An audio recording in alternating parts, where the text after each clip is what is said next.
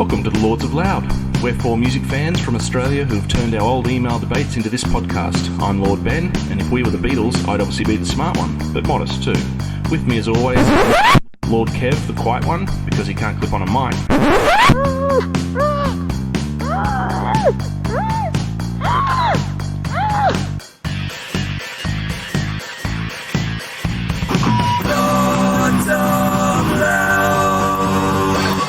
And welcome to the Lords of Loud. This is an isolation special on shoegaze music, and it has been a long time coming.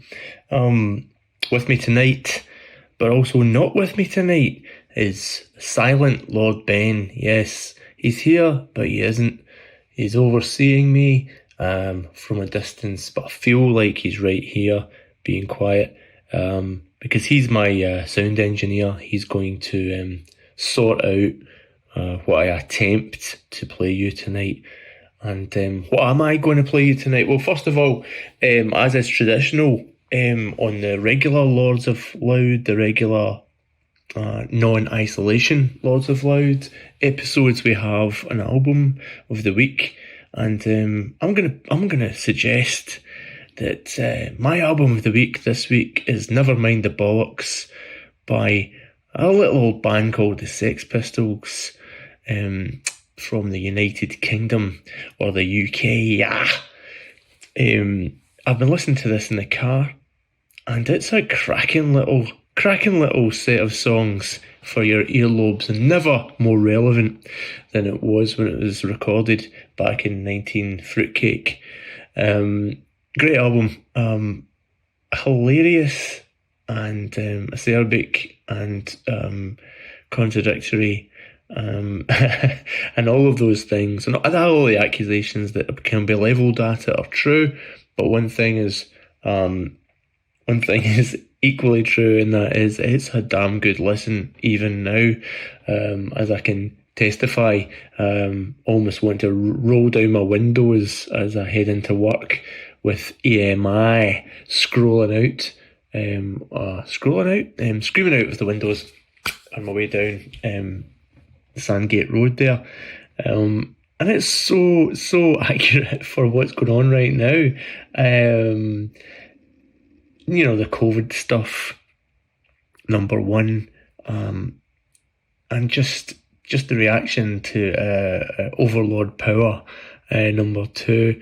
But also, I like to dedicate this to the Brighton Bulldogs football team, comprised mainly of expatriate English people who still don't understand that the monarchy is a curse, as Johnny Rotten tried to make it clear for you back then in 1977. It's a fact. It remains a fact. And the United Kingdom is utterly divided by that reality today now more than it ever was. So happy days, happy COVID, happy Brexit, and I'll stop talking about this now before I start swearing. So Ben, do you have anything to add? Nothing from Ben, not really, nothing from Ben. Tonight we're going to finally get round to a subject matter that I have been trying desperately to do a little video about, or a little isolation recording about, for the whole of COVID. But I have had trouble narrowing it down to a wee concept. So what I've done is I've sent the family away. I've had a bottle of red wine or two, and I'm just going to go for it. I'm just going to go for it in the best way I know how. I've tuned up a whole load of YouTube clips, and we're gonna fire into it with just some sounds. Really, the easiest way I know how to get inspired by music is to listen to music. So let's do it right now.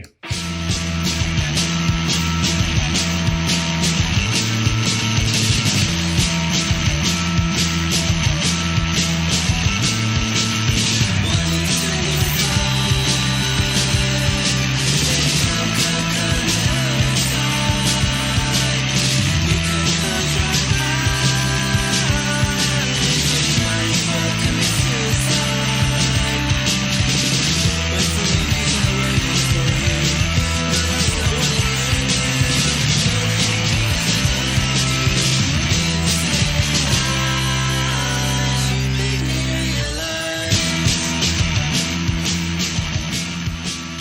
picture the scene. It's 1990 something, maybe 1990, and fledgling Lord Kev is in Edinburgh. A young student is sent there by his mum. She had 3 kids. I was the oldest, let's be fair. So you're 16, off you go, son. Time for you to fly free. There's me in Edinburgh, and I meet a guy called Derek Kennedy, and Derek introduces me to My Bloody Valentine, and he plays me the song you just heard, You Made Me Realise. And it made me realise very little, apart from the fact that I'd been listening to a lot of The Fall and The Smiths, and there was a larger world. The song blew me away, and I had to ask myself, what was it I was hearing? I didn't know where it came from. I really didn't. That's because I was 17. Maybe I said I was 16 before, but I was actually 17. Point is, this is what we're talking about tonight. We're talking about a certain musical genre, a genre known by many names. Some call it shoegaze, some call it dream pop, some call it that's it.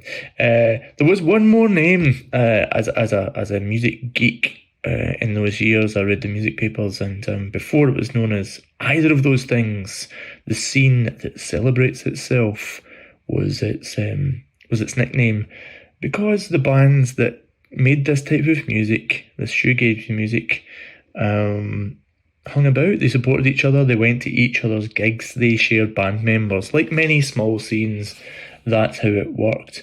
And it wasn't working class, it was middle class. It wasn't a music press friendly. It certainly wasn't NME friendly. The Melody Maker embraced it, but also had its tongue in its cheek and waited for them to fail, which I thought was interesting, and we'll get to that later. Given the fact that these people were writing from the same backgrounds, it was an interesting way to take it. But they did celebrate themselves, they did support themselves, and they lasted as long as they lasted. The next band off the rank, if you like, as far as I heard it, and this is what we're doing, a kind of a chronology. It's a band called Ride.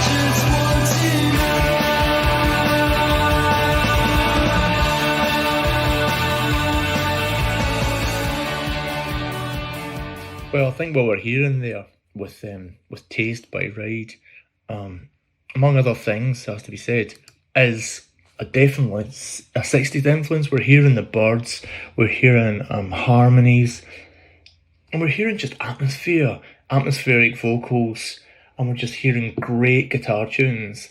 But it's all underpinned with noise. The first track, You Made Me Realise, by My Bloody Valentine, remember, famously was single of the week in NME and Melody Maker back in the day, and it didn't get more exciting than that. And what was happening, man? What was the thing about that song? A huge energy, a huge rush to it, but it was just a version of rock and roll. Nobody really put it together until they'd released some incendiary EPs, and one first great LP. Bands like Ride picked up on it, and what they were all working off, it has to be said, was two wonderful grandparents. If My Bloody Valentine can be considered the parents of this shoegazing scene, then they had grandparents, and it won't surprise you at all to find out who they were. Ride were the sons, if you like, the cheeky sons. And along came the girls in the form of Slowdive. So let's hear some of those. Lord Ben, if you would. Alison by Slowdive.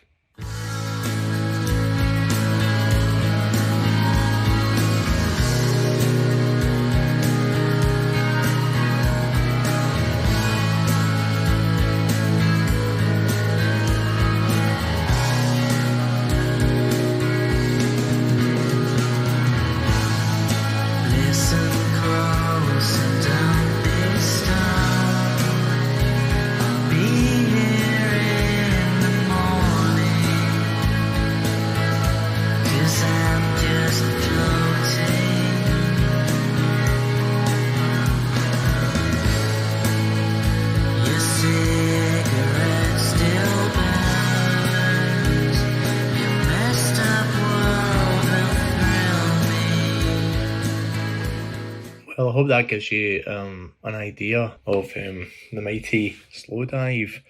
Their song Alison, not among their earliest tracks by any means, but redolent of the difference. It represents the difference, I think, between Ride and Slowdive. They were different, there was an ethereal quality with one side, guitar effects really to the fore, and the other side there was this amazing pop sensibility with just crashing volume, dynamic. But somehow they were best of friends. Somehow they were lumped together. Somehow they were a mini scene before it had a name. Why was that? It was because of their grandparents.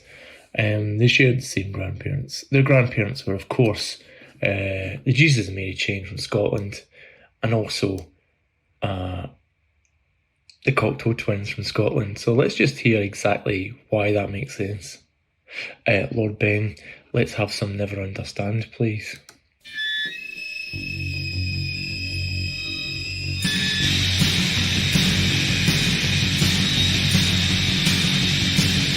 The sun comes up another day begins, and I go in the morning, but I stay awake. And so I'm looking good, but when the sun goes down, I'm gonna start again.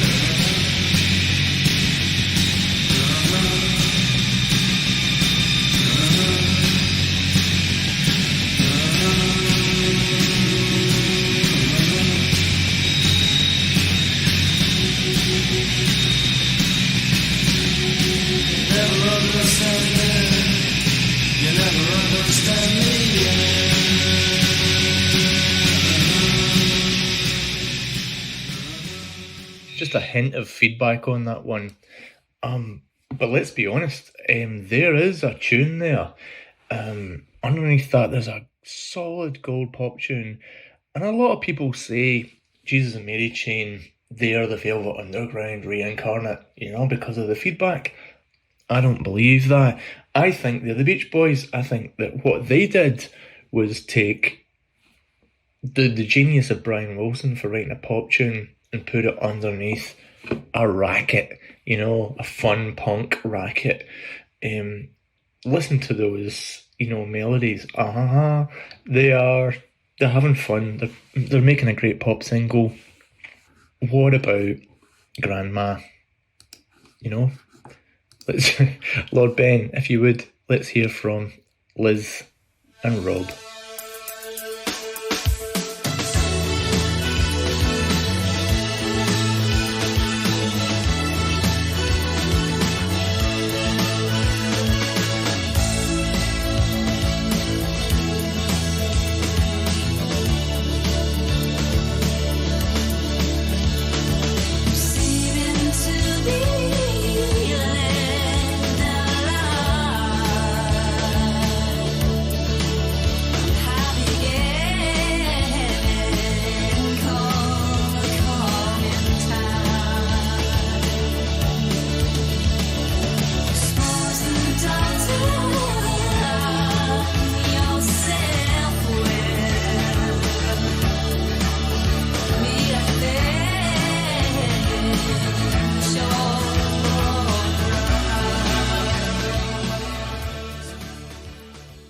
from just up the road there in Grangemouth, not, industrial East Kilbride. Cocktail Twins, another early 80s through late 80s band. And you can hear the direct connection that they're giving both of those bands. They're just bringing, Kate Bush's, ethereal poetry, and setting it alongside, a kind of a guitar effects laden version of the indie music of the time, creating a template, along with what the Jesus and Mary chain had to offer for those that were listening. Just an incredible palette. Palette? Is that palette again? Is that two palettes? Lord Ben?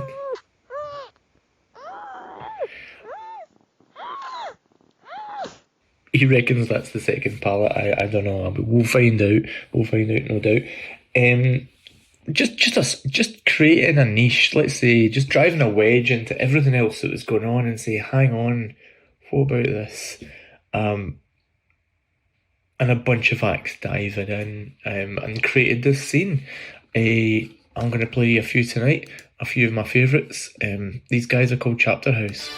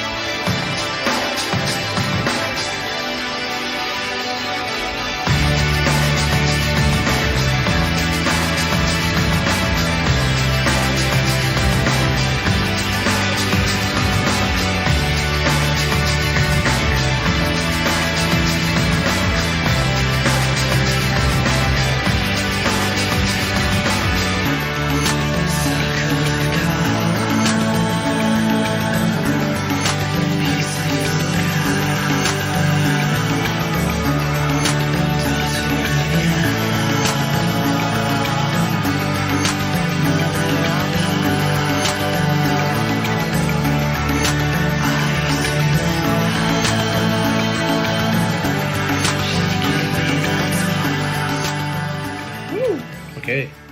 A little bit of Chapter House. Here's some kitchens of distinction, and if there isn't a better band name.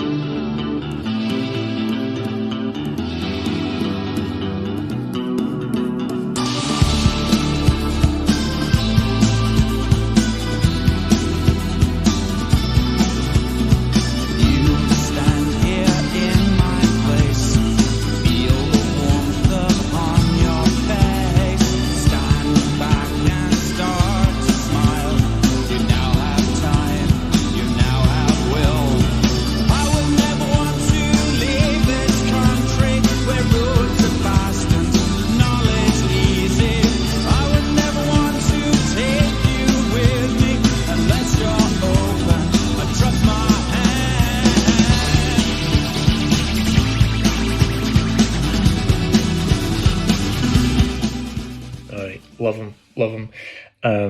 A three-piece, no less. The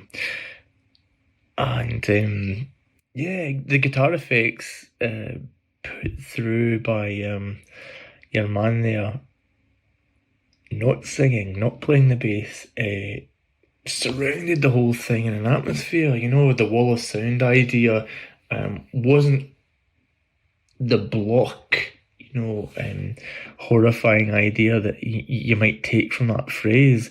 The idea was that it was a beautiful bouncing experience of guitar melody that had reverb in it and evolved just the more you went into that sound. And that's what gave it, I think, that scene, its whole, let's call it transcendent quality. It certainly was. The T word was used a lot in reviews around that time, to the point of, nausea, to be fair. But there were moments in those gigs and in those albums where you were turned, you were asked to accept if you hadn't, heard something that had made you feel differently than you were before without quite understanding why, a chord change, and bands like Mogwai and that have gone with this later on, and I wanted to talk a bit about that, I suppose. I mean, there were the genres within this tiny genre, a bit like a metal scene. There were, the bands like Curve, who added beats to it, and that was their shtick. That was their version of shoegaze. There was bands like Levitation, who were the progressive rock version, if you can believe it, of shoegaze.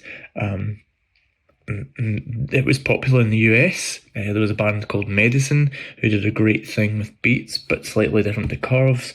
There was huge popularity in Japan, of course, as there is for any genre-based thing that's a bit trendy. But I think the takeaway really for me was that this was a short period of time. We're talking between, I would say, end of 1989 and through 94, and it was gone and done.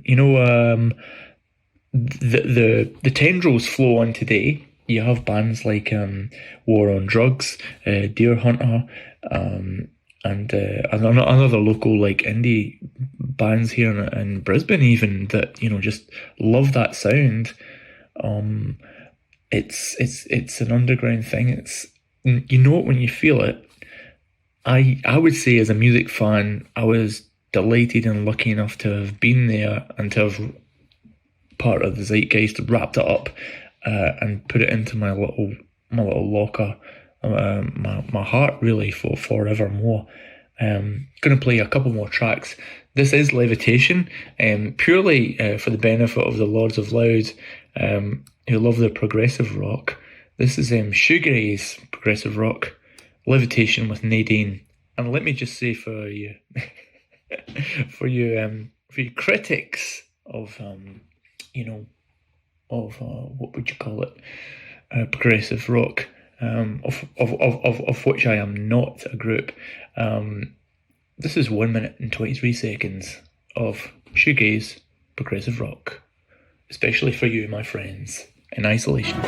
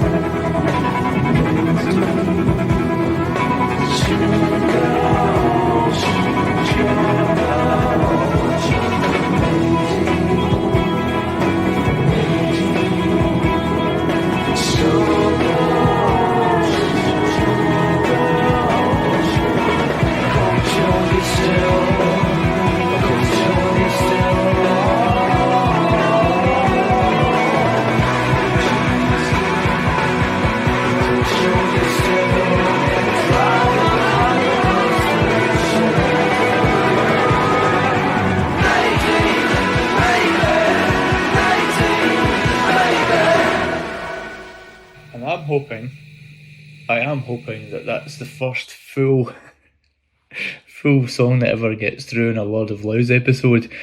And Lord Ben's the engineer, so he's nodding, he's giving me the thumbs up. That's incredible. Thank you, Lord Ben. Okay, pressing on. I'm just going to play one little track here. And it's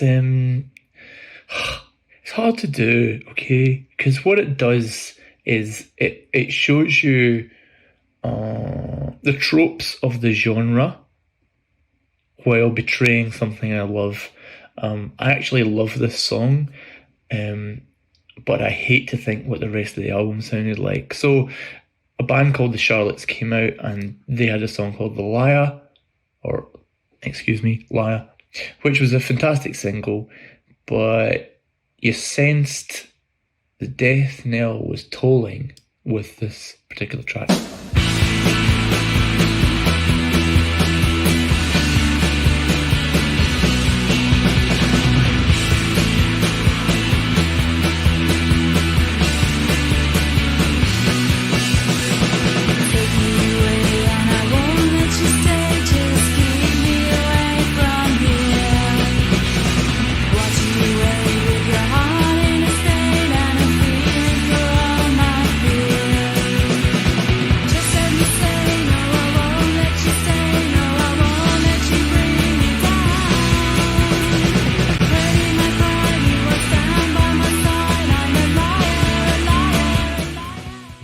love the song, but it represents something that lets me know this was a matter of time for this sound. But there's a twist in the tale. Along came Mum and Dad again, and they whacked out their opus, whatever they call it. Opus Meant to Do It album. This is the first little blast of My Bloody Valentine's Loveless, and I'll just play it for you and see what you think, and hopefully you'll understand that it killed the genre at the same time as being the genre. It was bigger than the scene, it ate the scene, it celebrated itself, it gazed at its own shoes, and I wish nothing more for anyone than this.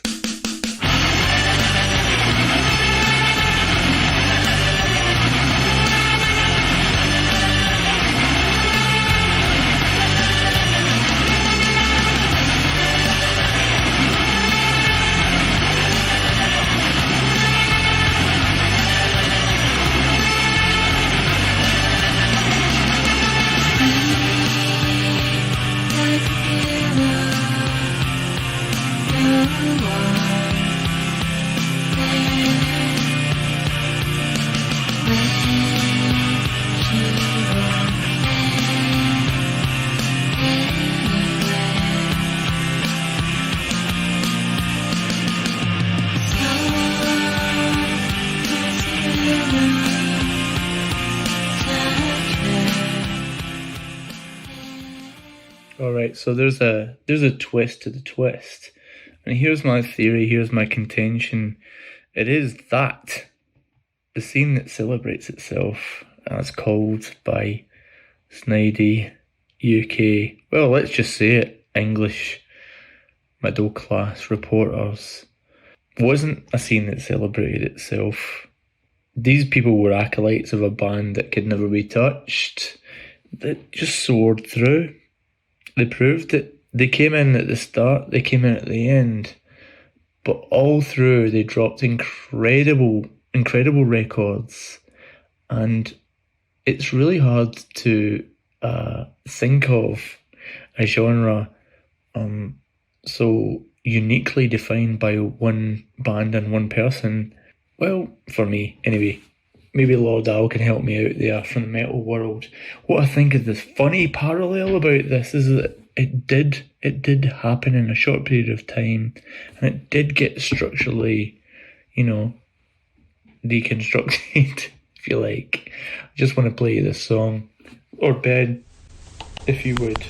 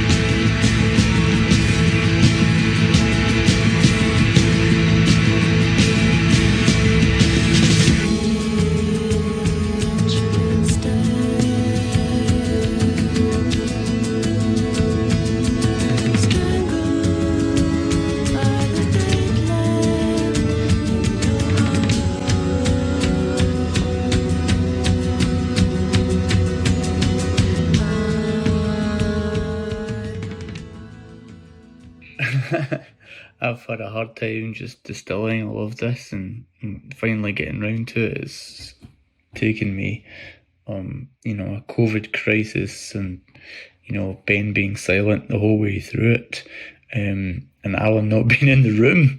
Ben, Lord Brent is actually here talking about various members of the Stones, but I can't hear him, and I hope neither can you. Alright, so this end segment is pretty pish, but I'm signing off by saying that's my genre. There it is, and I hope you enjoyed it, and we'll see you again next time on the Words of Loud.